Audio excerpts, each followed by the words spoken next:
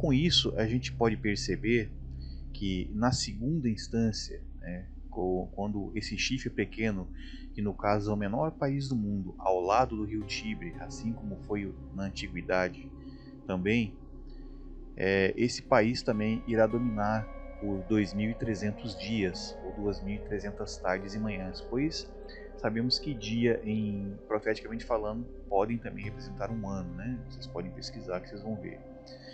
Então, algo interessante a respeito desse número 2.300 que eu gostaria de comentar, voltando de novo aos 7 reis, né? Voltando aquele gráfico dos 7 reis que eu montei, né? Para vocês verem aí. Você vê que se eu pegar 2.300 e tirar os 2 zeros, eu tenho o número 23 outra vez, né? Então, são muitos avisos numéricos que a gente tem aí, né?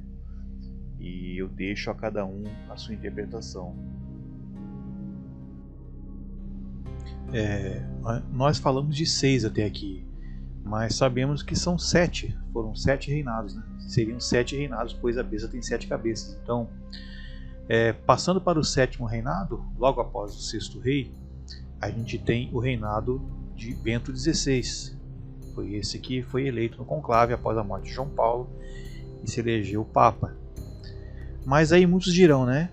Poxa, Fernando, mas depois do Bento XVI ainda teve mais um, então ele é o 8º rei. Não, ele não é o 8º rei, pois o Bento XVI, ele ainda até há poucos dias atrás dessa sua morte, ele ainda era o Papa verdadeiro, né? Pois ele estava sentado no trono e foi eleito por conclave em tempo sede vacante, ou seja, o trono estava vazio, né? O Francisco ele entrou após renúncia e ao mesmo tempo o Bento XVI ainda continuou como Papa emérito e o Francisco, no caso, como Papa em atividade. É como se fosse uma espécie de regente, né? Ele é o homem que faz a correria enquanto o Bento XVI ele fica recluso. Mas os dois foram papas ao mesmo tempo e existem vídeos que provam isso. A gente pode ver isso em vídeos, né? Então, aí temos algo interessante, pois novamente o testemunho duplo se confirma. O Eterno ele é tão perfeito que quando parecia que ia ter só um, na verdade apareceram 2 outra vez no mesmo reinado. O 7º reinado composto por 2 reis. Vai ter aquelas pessoas que vão interpretar da seguinte maneira: Fernando, para mim, eu estou vendo, o Francisco é o 8º, ele está vindo depois do Bento. O Bento é o 7º, ele é o 8º dentro dessa visão. Tem alguma coisa errada, Fernando. Bom, o que eu posso dizer para vocês? Analise os detalhes do texto profético em relação à profecia do Apocalipse 17. O que é dito lá? O 8º personagem, o 8º reinado, né, ele não é um novo reinado que surge. Ele é um reinado que volta dos 7. Presta atenção. Volta dos 7. Mas quem foram esses 7? Desde o Pio XI até o Bento XVI. Até porque o Francisco ele é um novo personagem dentro dos 7 reinados. Ele é o 2º rei do 7º reinado. O primeiro rei é o Bento, ou seja, ele não voltou dos 7. Ele surgiu como um novo Papa. E a besta ela volta dos 7 que já existiram. Ela volta dos 7, então todos os 7 são candidatos a serem a besta, desde o Pio XI ao Bento XVI. Mas o Francisco não tem como. Veja a perfeição do Eterno na profecia que ele nos passou para já eliminar. Um está totalmente eliminado, não tem chance nenhuma de ser o 8º rei, porque ele não cumpre essa premissa básica de ter feito parte de um dos 7 reinados que já existiram.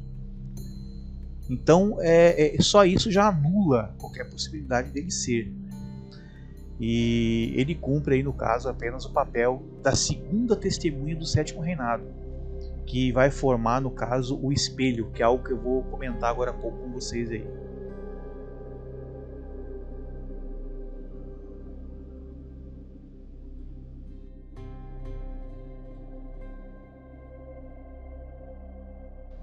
O espelho. que eu gostaria de comentar com vocês a respeito do espelho? Bom, a imagem aí já nos dá uma noção daquilo que eu quero mostrar para vocês. A gente dividindo essa imagem ao meio, exatamente ao meio, você tem uma testemunha à esquerda, você tem uma testemunha à direita.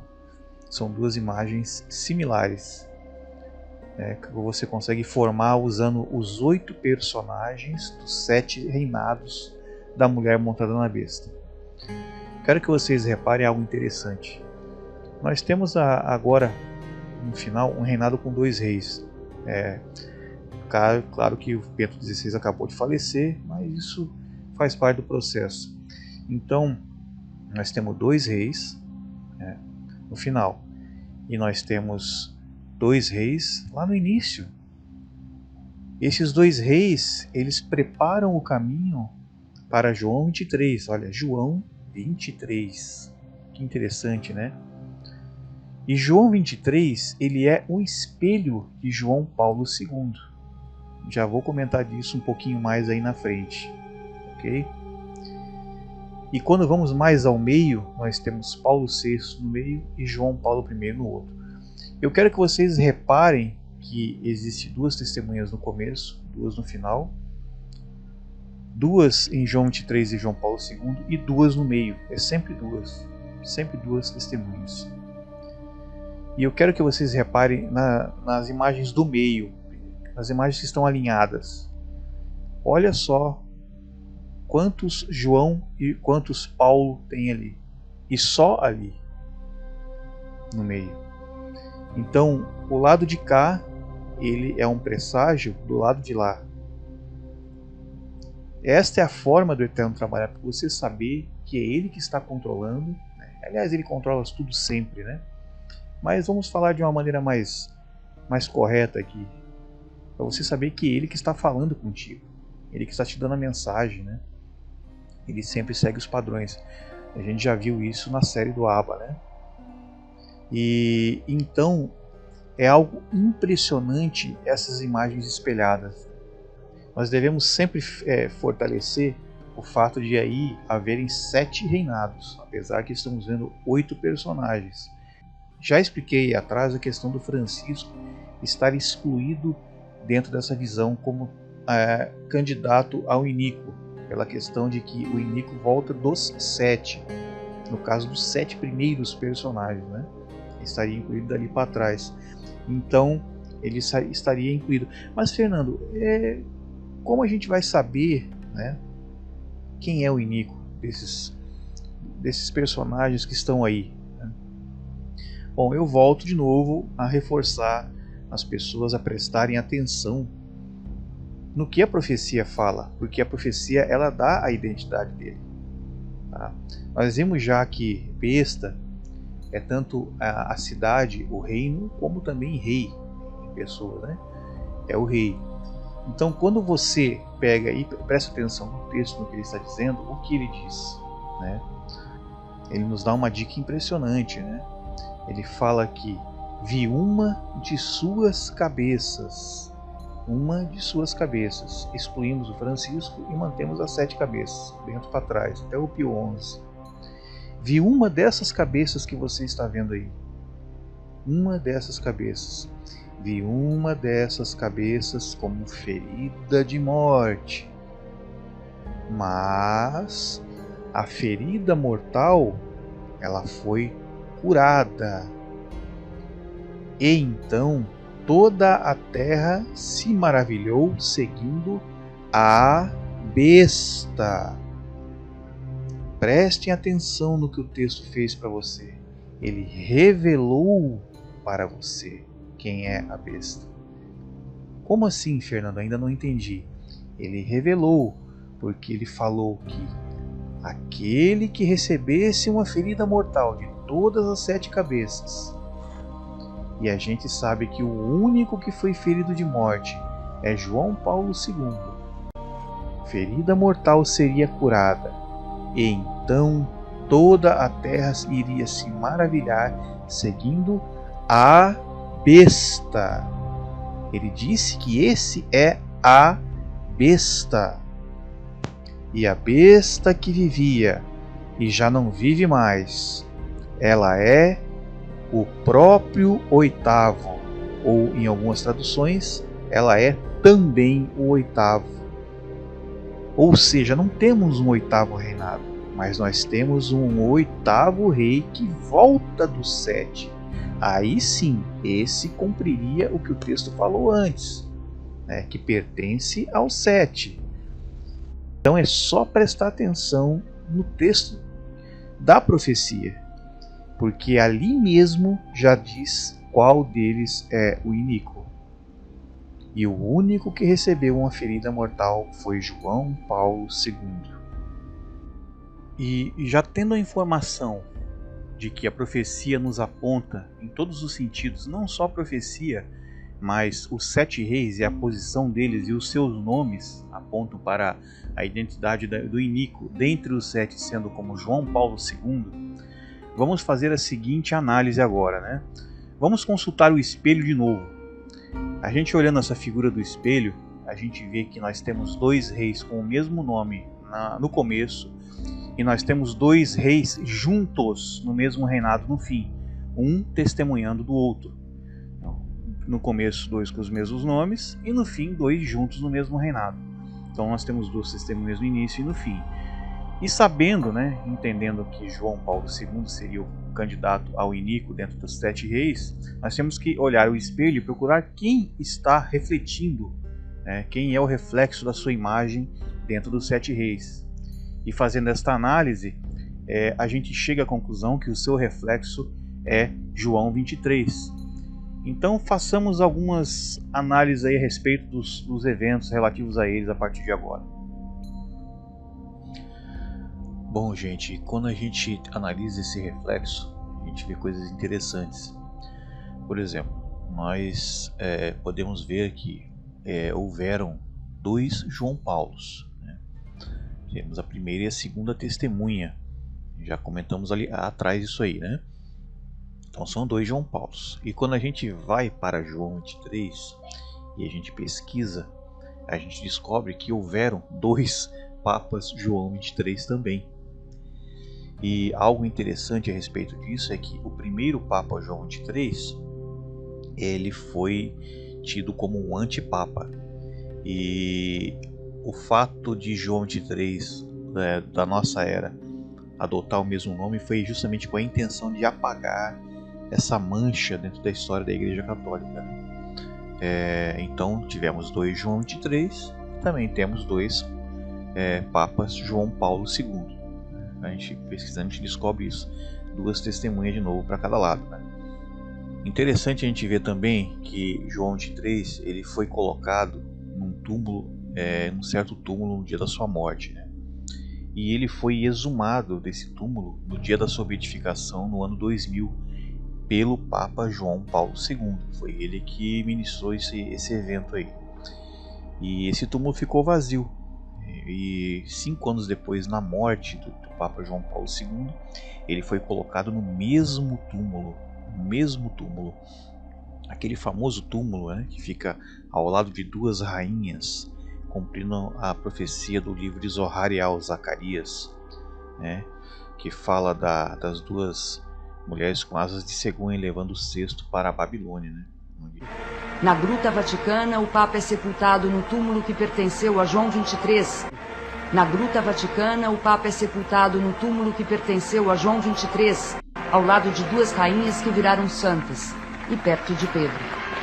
Um punhado de terra polonesa é posto na sepultura, e uma simples lápide.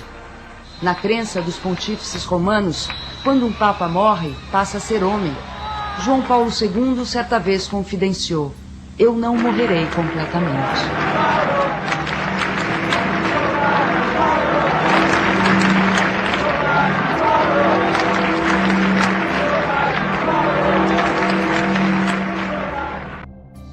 Iria ser erigido um templo em homenagem a essa mulher. E nesse mesmo túmulo, João Paulo II também foi colocado, né, anos depois. Então os 2 foram sepultados exatamente no mesmo túmulo. João Paulo II um tempo depois, né, na sua beatificação, 6 anos depois da morte, né, em 2011, de 1º de maio, também foi exumado desse túmulo, assim como João XXIII também foi exumado pelo próprio João Paulo II. Então os dois estão seguindo o mesmo caminho. Olha que coisa interessante, né? Tudo que aconteceu com um aconteceu com o outro. E os dois foram exumados, né? Do mesmo túmulo, vamos dizer assim. Algo impressionante também é que no ano de 2014 os dois papas foram canonizados juntos, mais uma vez o testemunho duplo outra vez. No mesmo dia, na mesma cerimônia, João XXIII e João Paulo II foram canonizados juntos.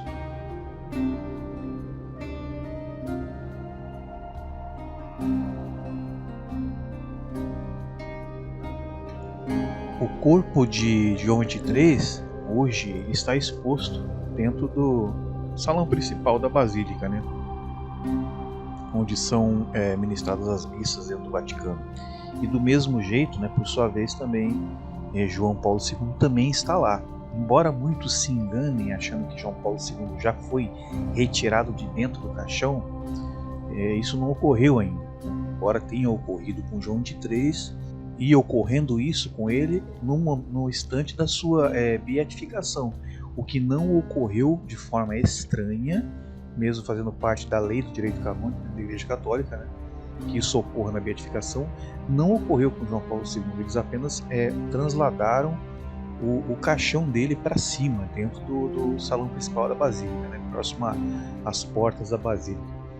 E talvez seja porque ainda não é a hora de mostrar, né? Inclusive foi dado motivos, né? Eles deram algumas desculpas com relação a não terem feito isso ainda. São Pedro para orar em frente ao caixão com o corpo do Papa polonês.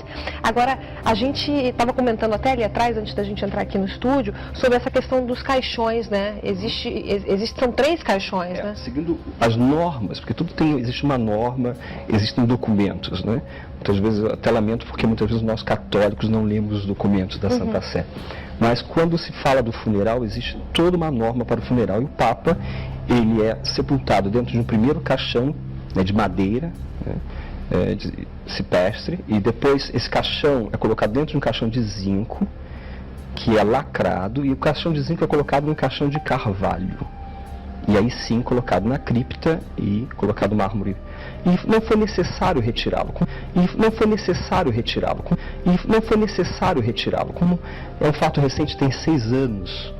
Então não houve necessidade nem de abri-lo para, no caso, retirar as relíquias, porque já existiam as relíquias, no caso o sangue, que foi utilizado para fazer o relicário. Então, ou seja, né, João XXIII está com seu corpo exposto e João Paulo II não. João Paulo II ainda está dentro, né, do túmulo, dentro do caixão. E assim como desde o início, né, da sua morte, em 2005, uma câmera até hoje está filmando o seu caixão 24 horas por dia. Se você acessar o site do Vaticano, você vai ver que de todas as câmeras que estão lá ligadas 24 horas por dia, uma delas é a do caixão do Papa João Paulo II. Muito interessante isso, né?